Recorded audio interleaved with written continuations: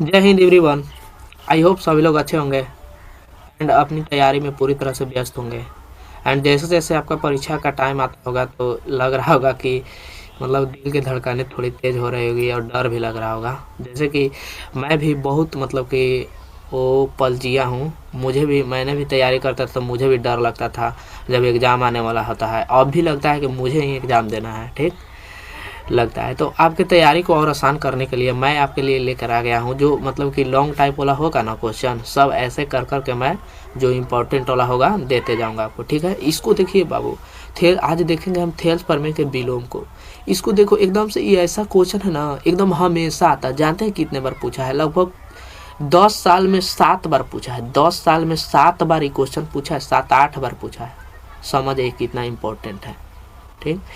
तो इसको छोड़कर भूल कर भी मत छोड़िएगा, एकदम गारंटी आएगा, ठीक है। अगर थेल्स प्रमेय वाला नहीं देखें लेक्चर तो वो वाला देख लीजिएगा, उसके बाद थेल्स प्रमेय का विलोम देख लीजिएगा।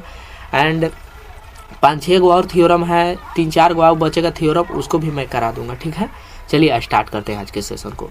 यदि चैनल पर नए होंगे तो जुड़ जाइएगा सब्सक्राइब करके, और सभी दोस्तों के साथ शेयर कर दीजिएगा ताकि और दोस्तों को भी फायदा हो सके, ठीक है। चलिए स्टार्ट करते हैं। देखिए थेल्स प्रमेय का विलोम क्या है सर? तो थेल्स प्रमेय का विलोम है ना, थेल्स प्रमेय का विलोम है, यह कह रहा है कि सिद्ध करें कि किसी त्रिभुज के, मान लीजिए किसी त्रिभुज, तो कोई त्रिभुज मान लीजिए कि माना कि ABC एक त्रिभुज है कि एक ही की दो भुजाओं को, कोई दो गो भुजा, तो मान लो कि एगो EAB भुजा है, एगो AC भुजा, ठीक, को एक ही अनुपात में विभाजित करते हैं, एक ही अनुपात में विभाजित करते हैं, एक ही अनुपात में विभाजित करते हैं। ध्यान से देखिएगा, एक ही अनुपात में, मतलब कि कहने का मतलब है कि यहाँ से हम कोई रेखा ले लिए, ठीक, ये रेखा है, इस रेखा का नाम दे देते हैं DE, रेखा का नाम दीजिए DE, ठीक है। ये रेखा का नाम DE दे दी, जो एक ही अनुपात में विभाजित करता है। तो ई जो एक ही अनुपात में विभाजित करता है ना, वो तीसरी के समानांतर होता है, ये हमको प्रूव करना है, ठीक। तो यहाँ से हम लिख देते हैं काची काची दिया है। सॉल्यूशन से आते हैं, ध्यान से देखिएगा, एक को स्टेप छोड़िएगा नहीं, इतना इम्पोर्टेंट है कि मैं क्या बताऊं इसके बारे में, बहुत इम्पोर्टेंट है। चलिए स्टार्ट करते हैं। यहाँ से लिखेंगे माना कि ABC, माना कि ABC एक कोची है सर, एक त्रिभुज है, जिसमें काची दिया है, जिसमें देखिए ध्यान से देखिएगा ना तब पता चलेगा। अरे यार,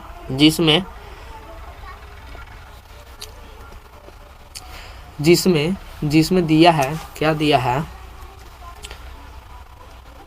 तो दिया है कि एक ही अनुपात में विभाजित करते हैं, एक ही अनुपात में। मान लीजिए कि AD बटा BD, जिसमें AD बटा BD बराबर AE बटा CE है, ये दिया है, ठीक ना। एक ही अनुपात में विभाजित करते हैं, मतलब कि ये वाला दिया है। अब सिद्ध काजी करना है आपको, तो सिद्ध करना है कि यहाँ से आ जाइए, सिद्ध काजी करना है, तो सिद्ध करना है कि, ध्यान से देखिए, सिद्ध करना है कि सिद्ध काजी करना है सर। तो सिद्ध करना है कि D है ना, DE समानांतर है BC के, DE समानांतर है BC के, इस सिद्ध करना है, ठीक। रचना करते हैं, यहाँ पे रचना काची करेंगे, रचना करते हैं, रचना करते हैं कि, ध्यान से देखिएगा, रचना काची कर रहे हैं। यहाँ से हम AE से लंब डाल दे रहे हैं इस पर, AE लंब, AE और EN लंब AB पर डाला, और यहाँ से DM लंब इसको M, तो DM लंब AC पर डाला, और काची किए BE, और यहाँ से BE और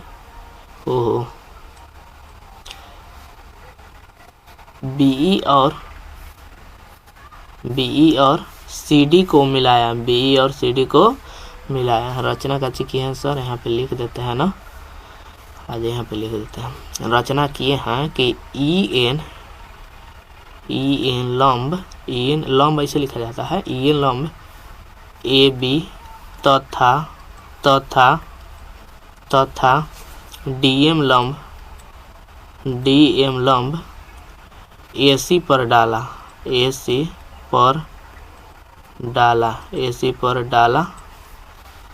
तथा CD और BE को मिलाया,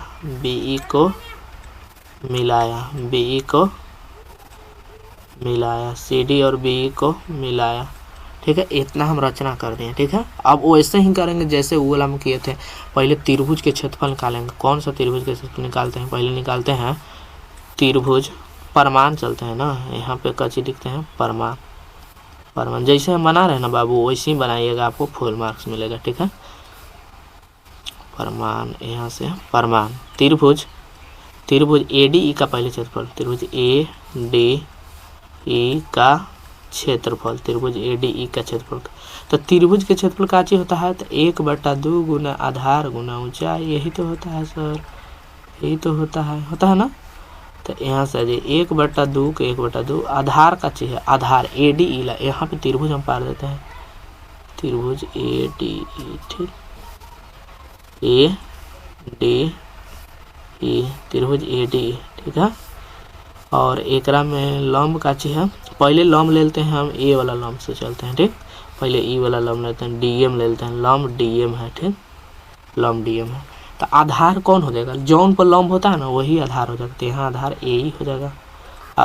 ऊंचाई मतलब लंब का चीज सर DM है लंब, इसको मान लेते हैं समीकरण 1। ठीक है, अब चलिए अब दूसरा त्रिभुज के चलते हैं। देखो वैसा त्रिभुज का क्षेत्रफल निकालना, पहला तो निकालना ADE का क्षेत्रफल, अब वैसा त्रिभुज का क्षेत्रफल निकालना है जौन में DM लंब है, DM लंब है। देखो DM कौन में लंब है सर? कौन त्रिभुज में लंब है? तो ई वाला त्रिभुज में लंब है ना, ई वाला त्रिभुज में, ई त्रिभुज DEC में लंब है, त्रिभुज DEC में। तो अब निकालेंगे यहाँ पे त्रिभुज DEC का क्षेत्रफल, कुछ निकालेंगे त्रिभुज DEC का क्षेत्रफल, त्रिभुज DEC का क्षेत्रफल। तो त्रिभुज DEC का क्षेत्रफल वो ऐसी 1/2 गुने आधार गुना ऊंचाई। ठीक है, आधार गुना ऊंचाई। तो 1/2 के 1/2 आधार कितना है सर? तो यहाँ पे त्रिभुजवा पार देते हैं। कैसन त्रिभुजवा है? यहाँ पे पारते हैं, ऐसा है और यहाँ से ऐसा है और यहाँ से ऐसा है। ठीक है, और यहाँ से ऐसा है, ऐसे ना, ध्यान से देखिएगा, ऐसा ही है। यहाँ का चीज है D है, E है, C है, यहाँ पे लंब है, लंब का चीज है, लंब है DM लंब है। ठीक, तो आधार का चीज हो जाएगा। तो यहाँ से जो यहाँ है ना, ये आधार है। ठीक, आधार का चीज है CE, आधार का चीज है CE। ऊंचाई का चीज है, तो ऊंचाई वो DM है, ऊंचाई का चीज है DM। ठीक, इसको मान लिया समीकरण 2। अब करते हैं समीकरण 2/3। यहाँ से करते हैं समीकरण 2/3, 1/2 सॉरी, 1/2, समीकरण 1/2। ठीक है, 1/2। 1 का चीज था त्रिभुज ADE का क्षेत्रफल, ADE का क्षेत्रफल बटा त्रिभुज DEC का क्षेत्रफल, DEC का क्षेत्रफल।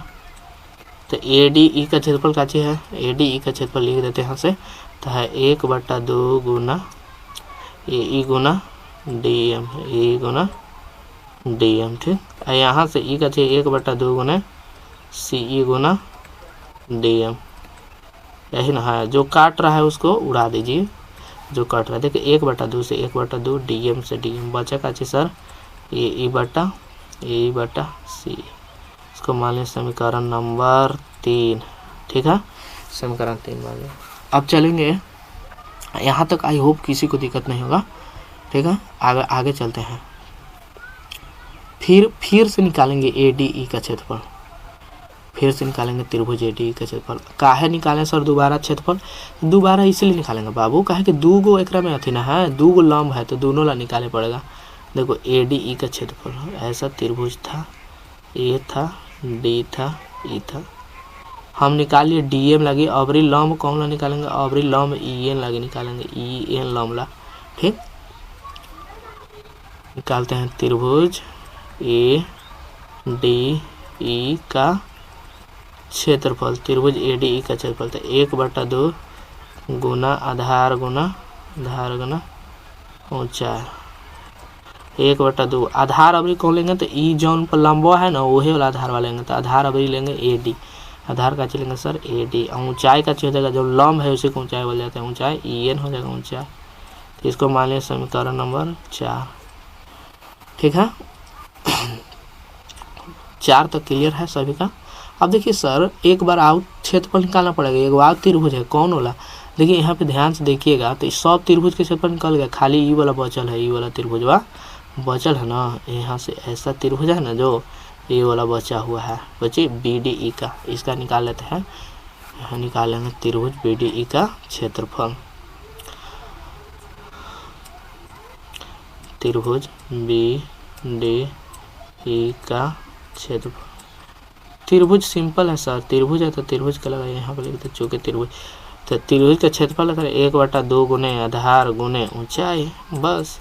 ठीक, तो 1/2 के 1/2 आधार की जगह, आधार कितना है सर में AD आधार है, आधार का चाहिए सॉरी आधार, अभी हम BD का निकाला है, त्रिभुजवा पहले पार देते ना, पहले त्रिभुजवा यहाँ पार देते हैं। BDE कैसा था सर, ऐसा, यहाँ देख लेते हैं कैसा त्रिभुज था BDE, ऐसा था ना,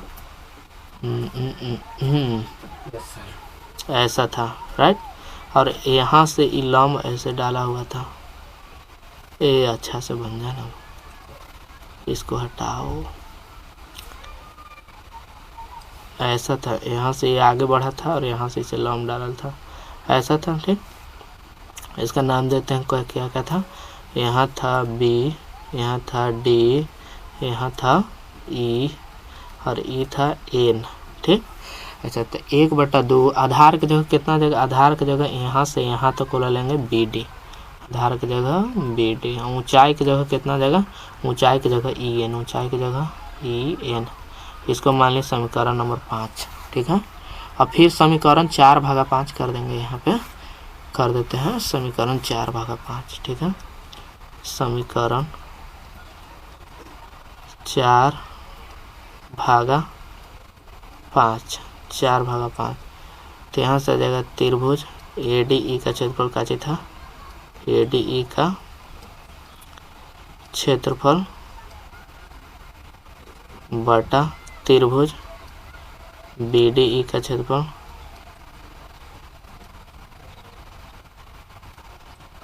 BDE का क्षेत्र ADE का चाहिए, हम ADE की जगह लिखते हैं, यह 1/2 गुना AD गुने EN।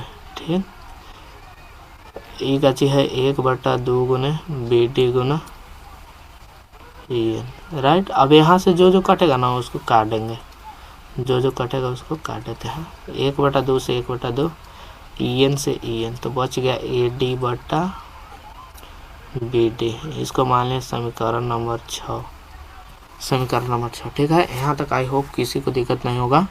ठीक ना, अब यहाँ से चलते हैं हम समीकरण 3 तथा 6 से चलते हैं, समीकरण 3 तथा 6 से यहाँ चलते हैं, समीकरण 3 तथा 6 से, 3 तथा 6 से समीकरण 3 तथा 6, समीकरण 3 तथा 6 बराबर करते हैं। ठीक, समीकरण 3 का था, यहाँ पर देखिए समीकरण 3 का है, समीकरण 3 ये रहा, ये रहा, इसका यहाँ का ADE का क्षेत्रफल बटा DEC का क्षेत्रफल है ना, क्या है सर समीकरण 3, ADE का क्षेत्रफल त्रिभुज ADE का क्षेत्रफल बटा का है, बटा का है, बटा है DEC का क्षेत्रफल, बटा है त्रिभुज DEC का क्षेत्रफल। ठीक है, बराबर, बराबर इधर अब समीकरण 6 लिखेंगे, समीकरण 6 का था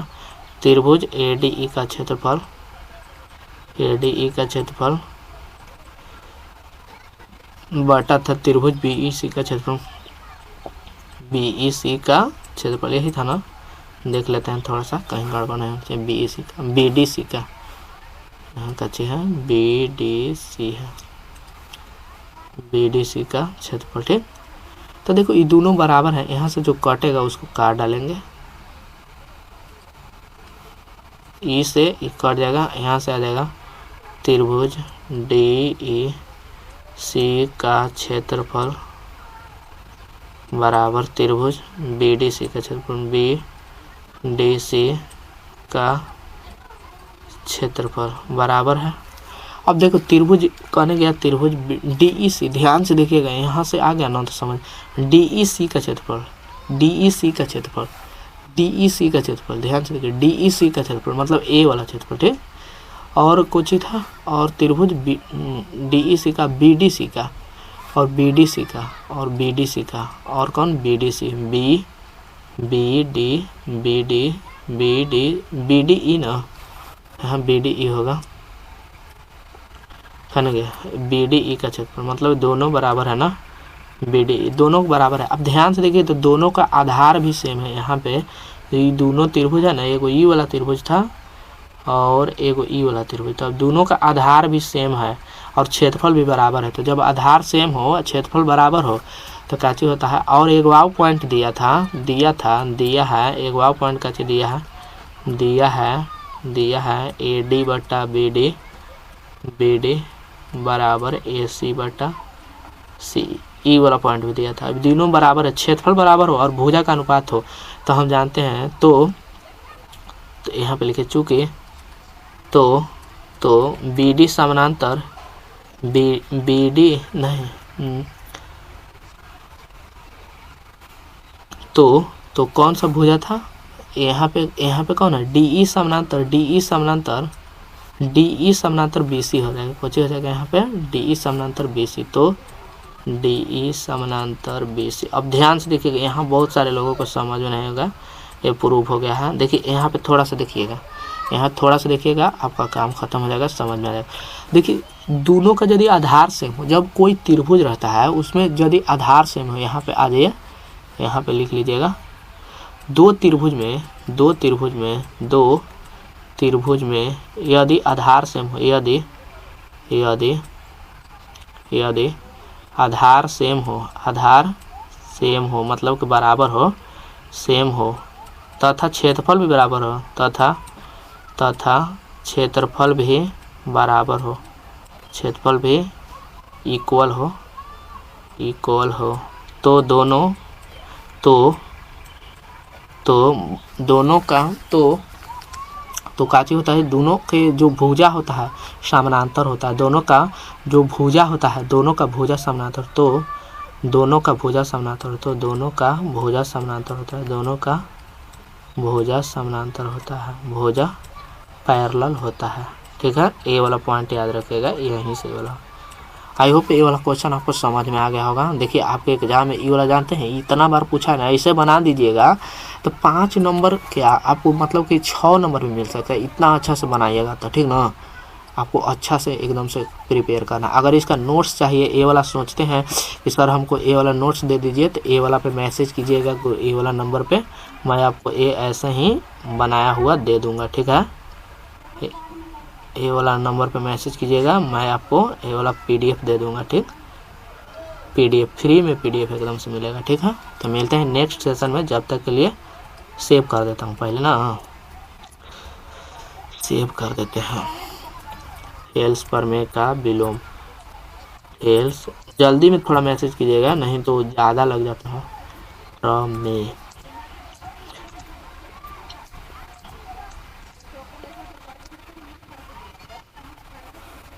विलोम, ठीक है। चलिए मिलते हैं नेक्स्ट सेशन में, जब तक के लिए जय हिंद, जय भारत। अपना ख्याल रखिएगा एंड अपने तैयारी में पूरी तरह से व्यस्त रहना है बाबू, इधर उधर मत भटकिएगा, ठीक ना। एको ठोप आपको इधर उधर नहीं भटकना है, आपको एकदम से कंसिस्टेंट होकर अपनी एग्जाम की तैयारी करना है। कोई कुछ भी बोले कि बाबू हम कि इतना नहीं पढ़ते हैं, इतने पढ़ के कर लिए, नहीं, किसी का चक्कर में नहीं रहना, ठीक। चलिए मिलते हैं नेक्स्ट सेशन में लिए, जब तक के लिए जय हिंद, जय भारत।